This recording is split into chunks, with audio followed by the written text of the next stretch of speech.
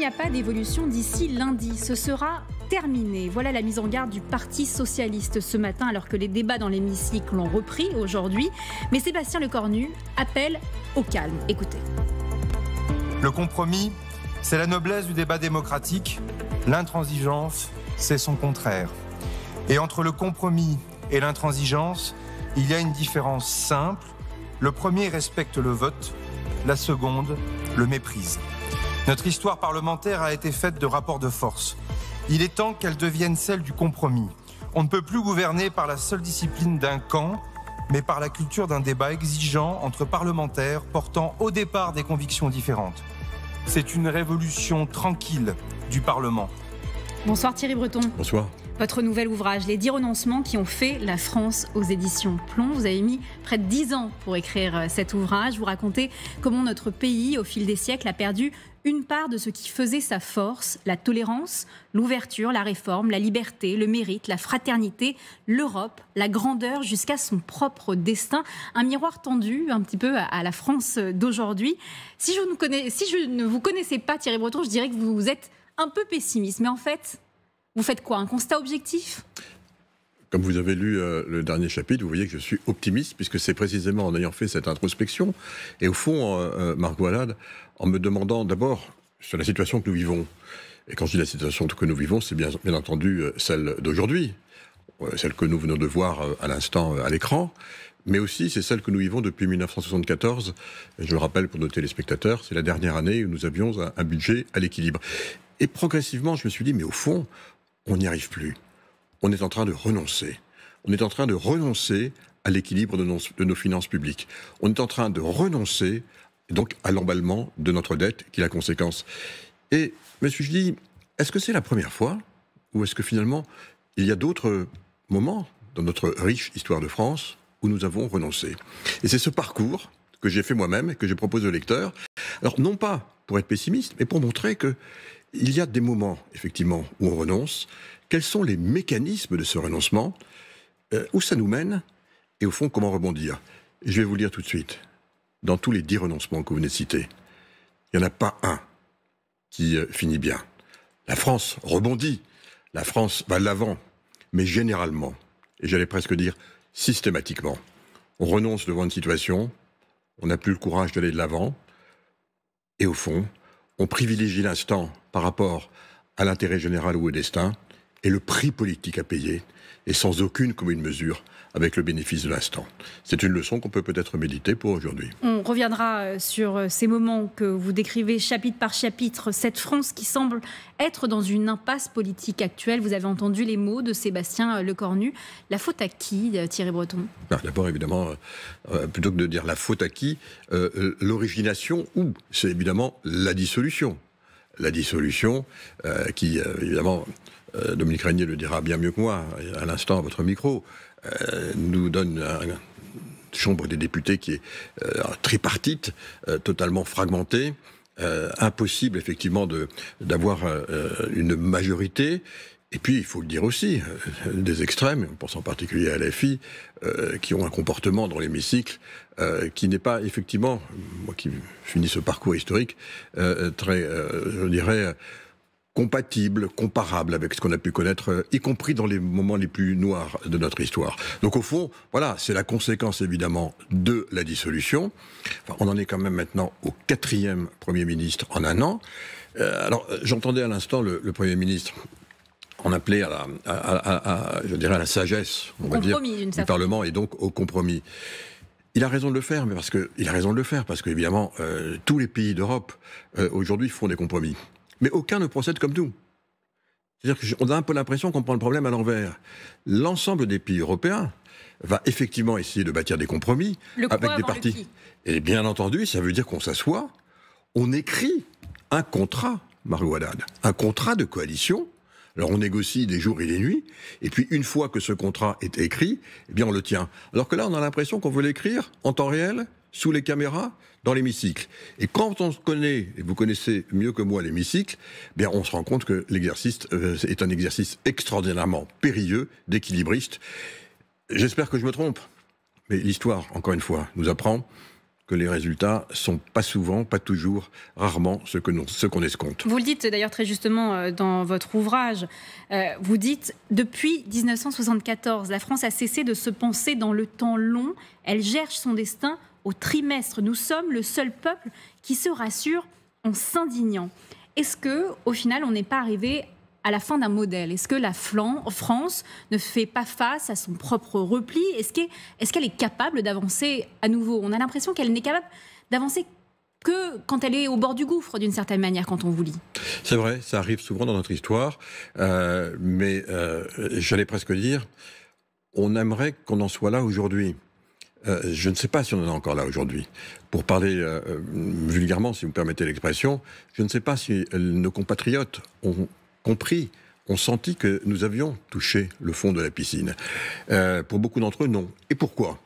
Pour un certain nombre de raisons que j'essaye d'expliquer effectivement dans le livre, en analysant un peu comme un archéologue ou comme un géologue l'histoire de notre dette depuis 1974, où elle va commencer à se créer. Je rappelle qu'en 1974, la dette de la France est de 15%, elle va être à 20% lorsque François Mitterrand arrive, 52% lorsqu'il part. C'est lui qui va inventer la dette pour financer notre modèle social. Vous savez cette fameuse promesse, travailler moins pour gagner plus. Cette nouvelle acquis social qui était on va vous redonner du temps libre. À l'époque, c'était pour redonner du pouvoir d'achat également. Oui, mais c'était surtout pour redonner du temps libre. Et il va du reste baisser l'âge de départ à la retraite de 65 ans à 60 ans. Il va baisser les heures travaillées de 40 à 39 heures. Et puis, bien entendu, donner une 5e semaine de congé payé. Ce sont des avancées incontestables, Margot Haddad. Le problème, c'est qu'elles n'étaient pas financées. Et donc, le problème, c'est qu'on a commencé à les financer par la dette. En faisant croire, je dirais, faisant croire, c'est un peu péjoratif, et je ne souhaite pas être péjoratif, en faisant prendre conscience progressivement à nos compatriotes que c'était un acquis, une 3e voie française, quelque chose qui faisait une originalité de notre pays. Alors que tout le monde travaillait plus, nous on avait trouvé le moyen de travailler moins, sans pour autant augmenter la compétitivité qui le finançait. Donc ça fait partie de nos credos. 50 ans que l'on pense ça, Madame Haddad. 50 ans, c'est 2 générations. Alors pour défaire ce totem dans l'esprit de nos compatriotes, eh bien ça prend du temps et c'est difficile. Ça ne veut pas dire encore une fois qu'il faut tout remettre à zéro. Ça veut dire tout simplement qu'il faut que l'on comprenne que notre modèle social, notre État-providence aujourd'hui, tel qu'il avait été conçu après la guerre, en 1943, par le Conseil national de la résistance. Il fonctionnait lorsqu'on avait 5% de croissance, lorsqu'on avait une démographie galopante. Aujourd'hui, il ne fonctionne plus en l'état. Il faut donc se mettre autour de la table, préserver ses missions, mais voir comment on peut le financer autrement. Parce que tout simplement, aujourd'hui, on dépense tous les ans 150 à 170 milliards de plus que ce que l'on engrange, ce qui fait un déficit structurel de 150 milliards d'euros tous les ans, et ces 150 milliards d'euros, eh bien, ils vont nourrir la dette. Et voilà la situation absolument invraisemblable dans laquelle nous sommes, qui m'a fait effectivement écrire ce livre. Voilà le renoncement dans lequel nous sommes.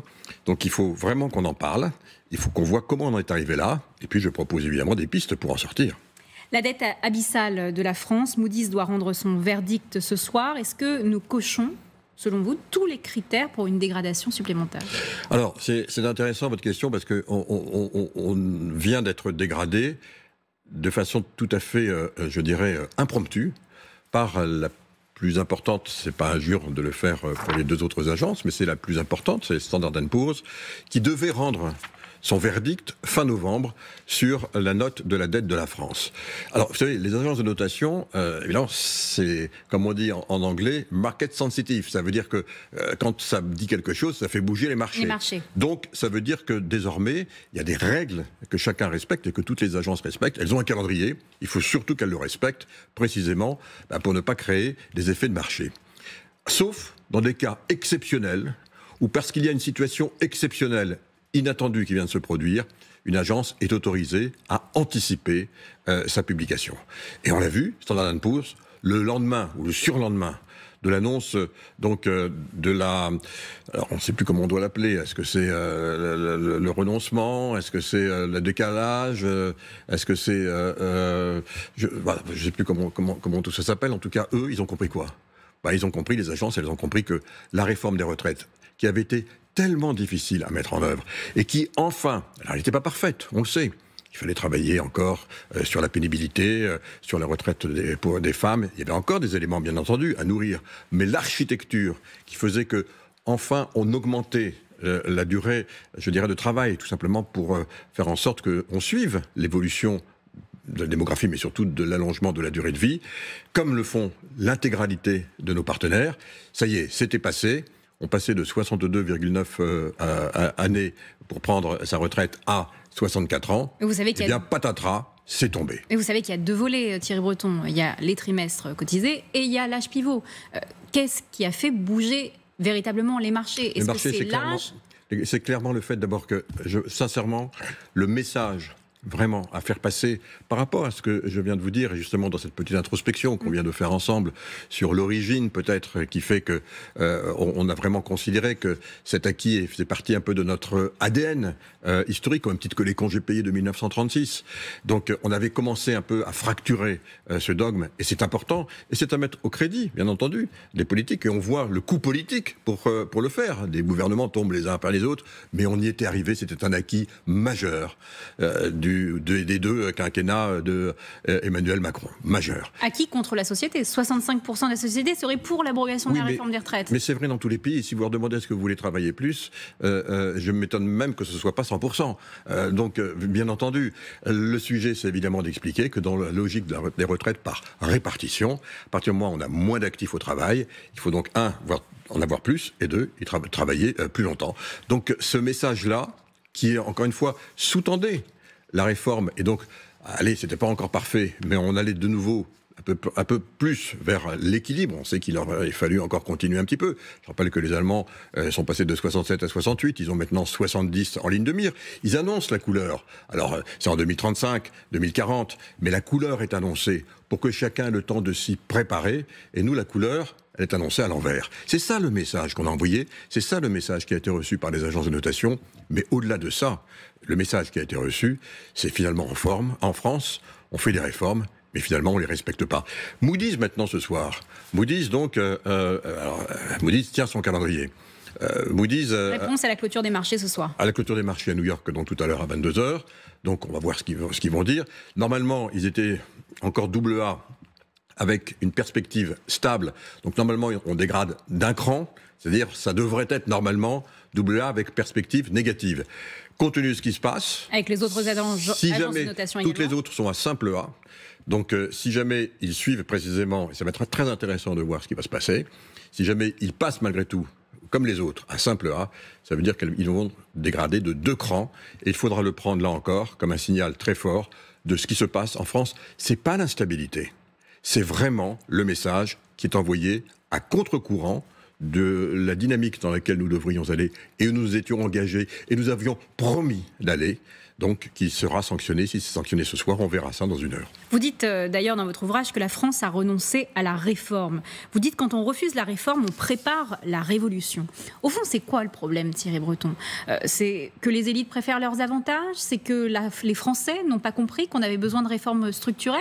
Quel est véritablement le problème? Pourquoi il y a un mur en face avec des réformes qui ne se font jamais? La réforme de la retraite par points, ça fait des années qu'on entend ça sur les plateaux télévisés. Ça n'a jamais été mis en place. Pourquoi il y a un blocage sur des réformes structurelles?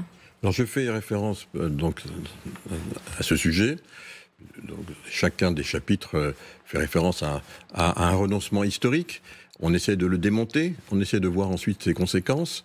Et j'essaie d'expliquer dans un petit chapeau préalable bien la résonance que ça peut avoir par rapport à ce que nous vivons.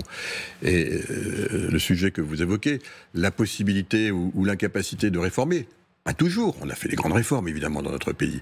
À certains moments, peut conduire à des catastrophes, et je parle évidemment de Turgot, oui. Donc, qui va être appelé par Louis XVI, parce que la France est déjà totalement surendettée. Vous dites qu'il a été visionnaire, en fait, par rapport aux autres. Oui, Turgot était un libéral, on dit même que c'était l'inspirateur d'Adam Smith, donc c'était vraiment un libéral, il était contrôleur général à Limoges, mais c'était un esprit très éclairé. Il est appelé donc par Louis XV, on est 12 ans avant la Révolution française, parce que la France est totalement bloquée. 40% de son budget, c'est pour payer les intérêts, c'est vous dire. Donc on est vraiment là totalement surendetté. Donc il l'appelle et sa mission, c'est de réformer. Et il va réformer. Il va réformer pendant 2 ans, j'allais dire à tour de bras. Il fait vraiment des réformes très structurelles. Bien sûr, il énerve. Bien sûr, il agace, et notamment les corporatismes. Et les corporatismes, c'est évidemment la cour de Versailles, mais c'est évidemment tous les corps établis. Et ils vont se liguer contre lui, les corps établis, pour que, surtout, on change tout pour que rien ne change, ou on change rien pour que tout change. Donc, on le renvoie. C'est le renvoi donc de Turgot. On est 10 ans avant la Révolution française. La France va être incapable de se réformer. On sait où ça nous a menés. Si on n'y arrive pas de cette manière-là, est-ce que vous ne donnez pas un peu raison aux plus pessimistes d'entre nous qui disent finalement il faudrait que le FMI intervienne? Eh bien certainement pas, parce que ce serait renoncer, je dirais, à la grandeur de la politique. C'est aux politiques, c'est à nous de faire ça. Si jamais on en est réduit à dire on est tellement impuissant... Est-ce qu'il y a ce courage politique, Thierry Breton? Eh bien, j'en suis convaincu. Car dans des moments comme cela, et c'est aussi ce que nous apprend l'histoire, et vous le verrez dans le livre, vous l'avez vu, parce que je sais que vous l'avez lu, c'est aussi dans ces moments-là que des femmes ou des hommes émergent, apparaissent. Je suis de ceux qui considèrent que ce sont les situations qui créent les hommes, et vous les femmes. Alors je ne crois pas aux hommes ou aux femmes providentielles, mais peut-être aux hommes et aux femmes qui se lèvent et qui prennent le flambeau. Et c'est ce qui s'est passé dans notre histoire, au fond. Alors maintenant, le sujet, évidemment, de la réforme pour nous, certains l'ont fait. Et regardez les Allemands. Alors je ne parle pas évidemment des Grecs, je ne parle pas des Espagnols ou des Portugais. Et c'est intéressant de voir les Allemands. Les Allemands ont mis... Et je réexplique du reste dans le livre comment. C'est du reste à la suite d'un comportement de Nicolas Sarkozy donc en 2007 qui va s'inviter à une réunion de l'Eurogroupe et qui va déchirer un accord que nous avions mis en place donc pour tous atterrir en 2010 à 60% d'endettement. Mais je laisse le lecteur découvrir ce passage que j'ai vécu moi-même. Les Allemands vont dire mais c'est pas possible, on va jamais y arriver. Il faut absolument que tous les États membres de l'euro tiennent leurs objectifs, tiennent le contrat, tiennent les traités sur lesquels ils se sont engagés, parce que c'est comme ça que fonctionne l'euro. Voyant que la France va totalement s'en extraire, 6 mois plus tard, l'Allemagne va décider nuitamment et seule de proposer au Bundestag de changer sa constitution et de mettre dans la constitution une règle d'or, c'est-à-dire une interdiction d'avoir des budgets en déséquilibre. Évidemment, c'est un coup de tonnerre massif. On est en 2009, tout le monde s'affole. Il faudra 4 ans pour que les autres pays s'alignent plus ou moins. Finalement, on modifie un peu le pacte de stabilité et de croissance. Madame Haddad, à partir de 2013, le pacte est modifié. Depuis 2013, tous les ans, l'Allemagne va tenir les objectifs et les traités européens. À partir de 2013, tous les ans, la France ne les tiendra pas. Aujourd'hui, l'Allemagne est en route pour 60% d'endettement par rapport au PIB. Aujourd'hui, la France est en route pour 120% d'endettement au PIB. Et pourtant, nous avons eu les mêmes crises des 2 côtés du Rhin. Les mêmes crises des subprimes, les mêmes crises des dettes souveraines, les mêmes crises du Covid. Donc, je suggère, je pense qu'une façon de nous en sortir, à partir du moment où on aurait vraiment cette conscience que nous sommes vraiment, je dirais, acculés au pied du mur, plutôt que d'attendre qu'on nous l'impose, ce serait peut-être nous aussi de faire comme les Allemands et de mettre ensemble. Quand je dis ensemble, c'est tout parti confondu.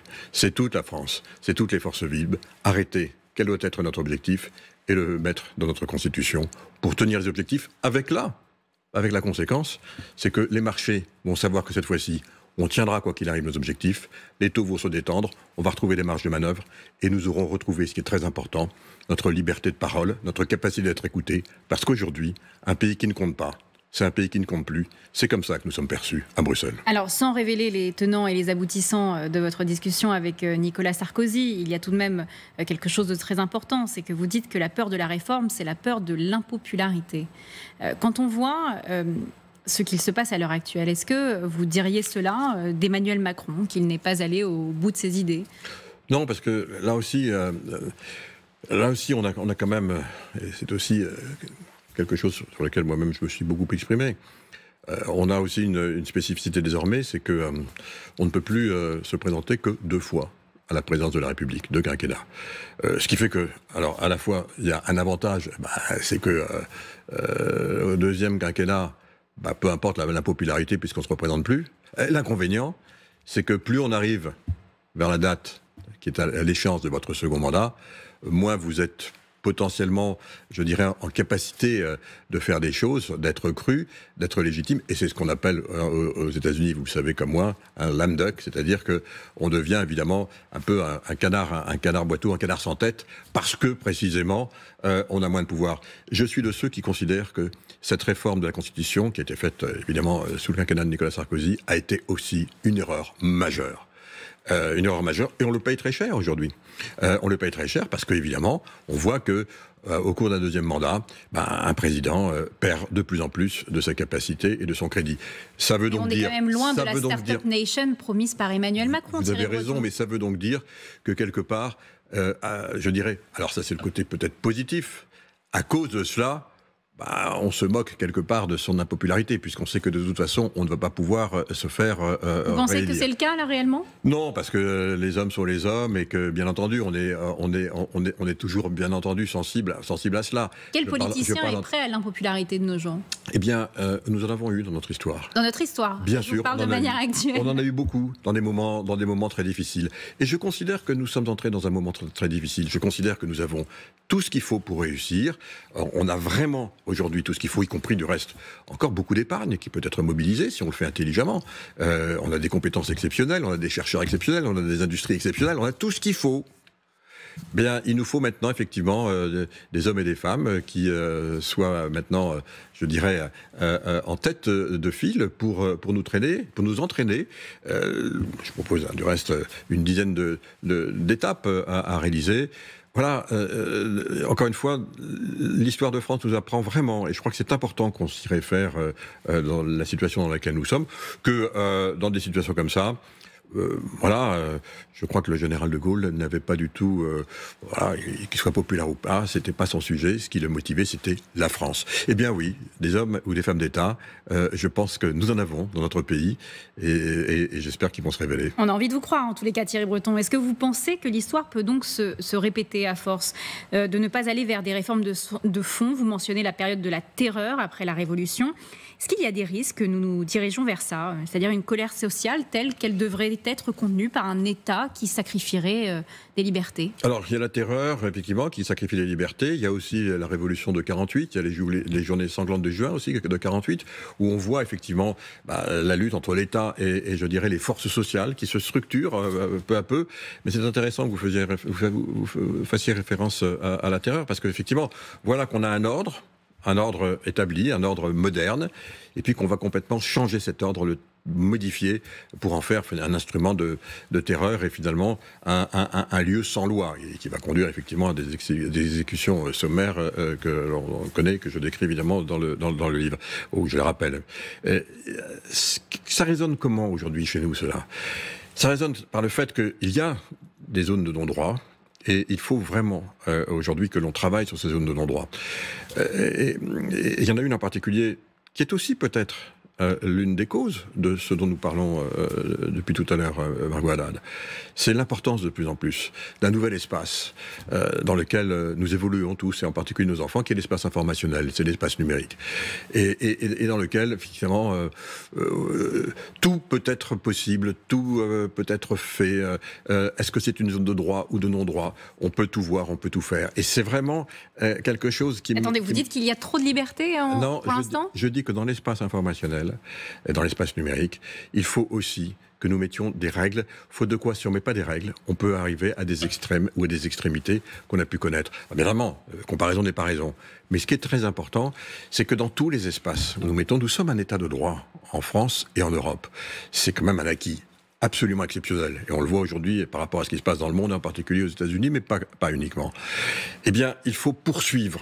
Je dirais, fort de ce que nous avons bâti avec les aléas, avec les histoires, y compris cet épisode que l'on rappelle à l'instant de la terreur, qu'on a corrigé après. Il faut bâtir l'état de droit également, ces règles de vivre ensemble, le respect des personnes, y compris dans les nouveaux espaces, en particulier dans l'espace numérique. Et c'est toute la problématique que nous avons aujourd'hui dans les espaces informationnels. Quand j'étais commissaire européen, comme vous le savez, je me suis efforcé à batailler pour jeter les bases de première régulation, de première loi. C'est le DSA, c'est le DMA, qui font que, eh bien, on recommence à mettre de l'ordre. C'est plus n'importe quoi. On n'autorise plus des choses absolument invraisemblables qui peuvent conduire à des drames, en particulier pour les plus jeunes de nos enfants, les adolescents. Voilà, donc apprenons aussi de ce qui se passe lorsqu'on, d'un seul coup, on n'est pas vigilant. Nous devons être vigilants sur ces espaces informationnels. On l'a fait, nous, en Europe. Et vous savez, là encore, regardez ce qui se passe. On est le premier continent au monde à l'avoir mis en place. Certains voudraient le détruire. Suivez mon regard. Vous savez qu'aujourd'hui, dans les discussions que nous avons en particulier avec l'administration de Donald Trump, ces règles de vivre ensemble, ces règles de droit sont sujettes à caution. Mais tout ça peut amener également à un vote vers ce qu'on appelle vulgairement les extrêmes.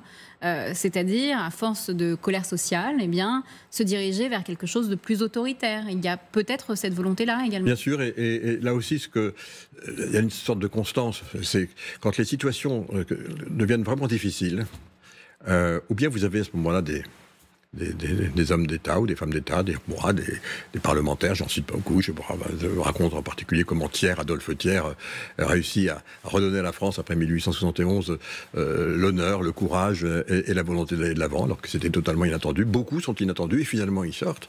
Donc bien sûr que ça existe, mais la constance, c'est que quand on est dans des situations qui deviennent très compliquées, souvent la complexité se traduit par du simplisme ou l'émergence, évidemment, de populisme, on va l'appeler comme ça, c'est-à-dire des idées plus simples. Ça devient tellement compliqué que pour pouvoir aller de l'avant, entraîner, mobiliser, on va simplifier à l'extrême. Et pour certains, ces grands hommes ou grandes femmes, c'est Marine Le Pen et Jean-Luc Mélenchon. Eh bien, bien sûr, chacun a son héros et ses héros. Chacun peut avoir son général Boulanger, qui on veut, bien entendu. Les héros sont des héros de l'instant.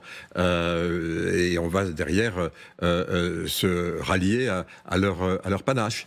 Mon message, c'est qu'on est dans une situation, on est dans un monde qui est complexe, compliqué. Il faut effectivement pouvoir l'expliquer. Et l'explication est extraordinairement importante. Lorsque je suis à Bercy et que je m'efforce de réduire l'endettement, vous vous en souvenez, c'était mon plan, c'était mon projet, c'est ce que nous avons fait. Je demande à Michel Pébreau, qui était le président de la BNP à l'époque, de mener une vaste campagne de pédagogie, en même temps avec une commission transpartisane, pour expliquer à nos compatriotes comment et pourquoi il fallait baisser la dette de la France. Donc la pédagogie devient absolument essentielle.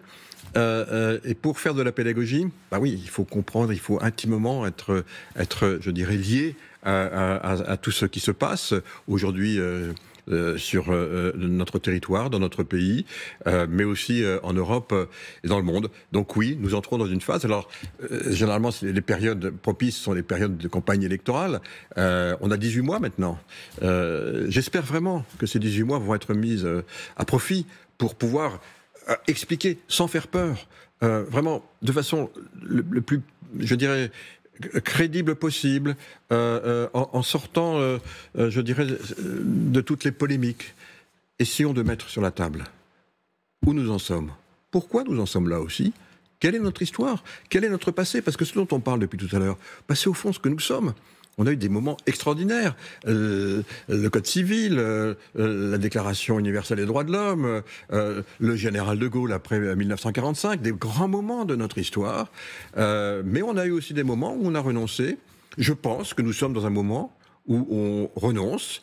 Je suis convaincu que le renoncement, ça n'aboutit jamais positivement. Mais en revanche, que ça nous permet, si jamais on en fait vraiment l'analyse, de mieux rebondir. Voilà où nous en sommes. La terreur a laissé d'ailleurs des traces indélébiles sur la société française, une peur du peuple, une peur de la masse. Si je vous pose cette question, c'est parce que certains accusent le bloc central de vouloir tout faire pour éviter une dissolution, c'est-à-dire de redonner la voix au peuple. Est-ce que vous pensez que c'est une erreur ?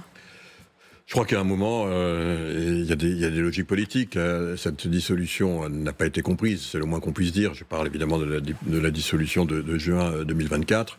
Elle n'a pas été comprise, elle a mené à la situation dans laquelle nous sommes. Il y a des logiques politiques. Il est clair que si jamais on n'arrive pas à avoir un budget... Mais quand on dit un budget, c'est pas un budget n'importe comment. Parce que je vois ce qui est en train de se passer. La France... Certains économistes disent qu'il vaut mieux un mauvais budget que pas de budget du tout. Oui, mais vous savez, je vais vous dire une chose, Madame Haddad. Les entreprises, j'ai été aussi chef d'entreprise de plusieurs entreprises, et je peux vous dire une chose de façon certaine. Les entreprises aujourd'hui, à l'heure où nous parlons, ça y est, elles ont déjà fait leur budget pour 2026. Et vous savez ce qu'elles ont intégré dans leur budget? Elles ont intégré le risque de l'instabilité, avec ou sans nouveau gouvernement. On en est à notre 4e. Alors il y a beaucoup de pays européens où ça se passe, où il faut des mois, certains même presque des années pour faire un gouvernement. Je pense en particulier à la Belgique, un petit peu aux Pays-Bas. Et vous savez ce que disent les entreprises? Bon, finalement, pendant ce temps-là, on avance. Ça ne veut pas dire que c'est bon pour le pays. Aujourd'hui, l'instabilité, depuis le mois de juin 2024, ça a été comptabilisé. On pense que c'est en gros, ça nous a coûté 0,5 points de croissance. C'est quand même beaucoup.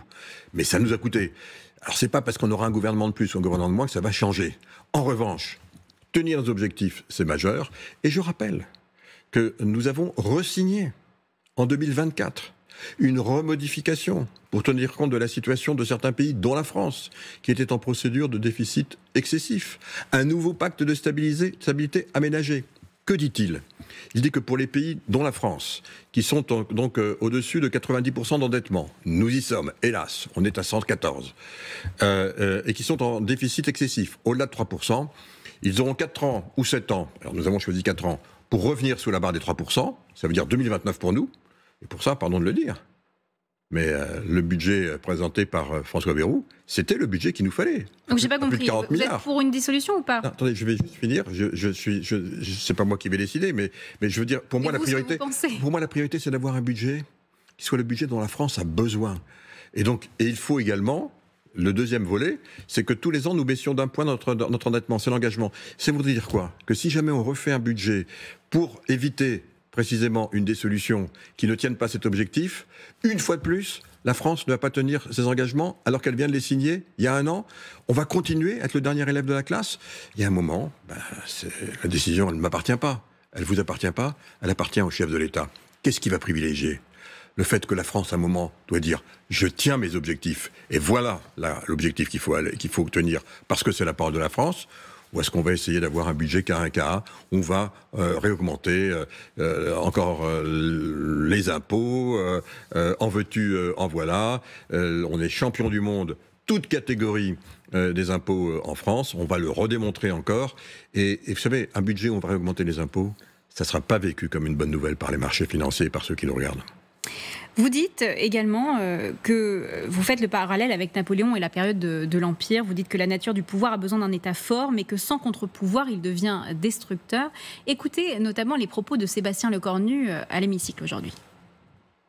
La stabilité n'est pas une fin en soi, mais elle est incontestablement un des éléments constitutifs de l'indépendance de notre pays en ces temps troublés. L'approche nouvelle du gouvernement dans la manière de débattre, de modifier, puis d'adopter ce budget, doit nous permettre d'y parvenir. Depuis Napoléon, la France cherche un chef au lieu d'un cap. Ce sont vos mots, Thierry Breton. Quand on voit les indicateurs de conscience institutionnelle qui confirment un climat durablement tendu, 2025, 20% des Français seulement déclarent faire confiance à l'Assemblée nationale. C'est moins 6 points en 1 an. 22% à la présidence de la République, moins 4 points. Et 10% aux partis politiques, moins 4%. Quand on voit ce contre-pouvoir-là, est-ce que réellement on peut faire confiance à un contre-pouvoir? Je crois que c'est Dominique Régnier qui disait tout à l'heure à votre micro, et plus de 50% pour les entreprises, en tout cas pour les PME, plus de 45% pour les grandes entreprises. Ce n'est pas elle qui dirige. Donc, oui, mais on voit bien effectivement aujourd'hui où les Français se tournent. Donc il y a 2 éléments dans votre question. Il y a effectivement incontestablement, par rapport à tout ce dont nous parlons, et l'image également, que l'Assemblée nationale, il faut dire les choses comme elles sont, donne de notre classe politique. Voilà, moi quand j'étais ministre, il y avait une certaine tenue. Alors c'était pas au siècle dernier, hein. Je vais pas parler comme un vieux barbon, mais enfin, il y avait quand même une certaine tenue. Oui, c'est vrai, tout le monde était en cravate, même, alors, je sais pas qu'il faut être en cravate, mais enfin, que ce soit à gauche ou à droite de l'hémicycle, il y avait une certaine tenue. Alors les propos étaient vifs, mais il y avait un respect de la personne. Il y avait un respect de la personne. Le débat politique, c'est le respect de la personne. À partir du moment où vous ne respectez plus, on ne vous respecte plus. C'est ça le message que nous envoient les Français. Et j'espère que la classe politique, notre classe politique, l'entend. Je ne veux pas du reste me différencier. Je suis moi-même aussi un homme politique. Et quand on est commissaire européen, on est un homme politique. Quand on est ministre, on est un homme politique. Donc je me mets dedans, bien entendu. Mais c'est exact que nos institutions, c'est pas les réseaux sociaux. L'Assemblée, c'est pas TikTok. Et donc, voilà, il faut aussi que chacun s'en souvienne. Et c'est comme ça que... 90% des Français disent que la France est en déclin. Oui, mais encore une fois, c'est parce que, je le redis, et je vais encore le redire, un pays qui ne compte pas, c'est un pays qui ne compte plus. La première chose à faire pour remettre de l'ordre dans notre pays, et il en a besoin, c'est de remettre de l'ordre dans nos finances publiques. Comment peut-on dire à nos compatriotes, il faut payer les impôts, il faut payer votre amende lorsque vous avez brûlé un feu rouge, ce qu'il ne faut jamais faire. Mais moi, l'État, je ne tiens pas mes objectifs, je ne tiens pas mes engagements. Je dis que je vais faire ça à Bruxelles, et derrière, je fais l'inverse. Comment peut-on être crédible et entendu? La première chose à faire, c'est ce que nous apprend Turgot du reste, la première chose à faire, c'est de remettre de l'ordre dans nos finances publiques. Et alors le reste viendra. Et je pense sincèrement qu'en 2 ou 3 ans, c'est faisable. Mais voilà, il faut se donner les moyens, il faut se donner l'ambition, il faut savoir aussi entraîner toutes celles et tous ceux qui sont les forces politiques de notre pays. Thierry Breton, votre nouvel ouvrage, Les 10 renoncements qui ont fait la France, aux éditions Plomb.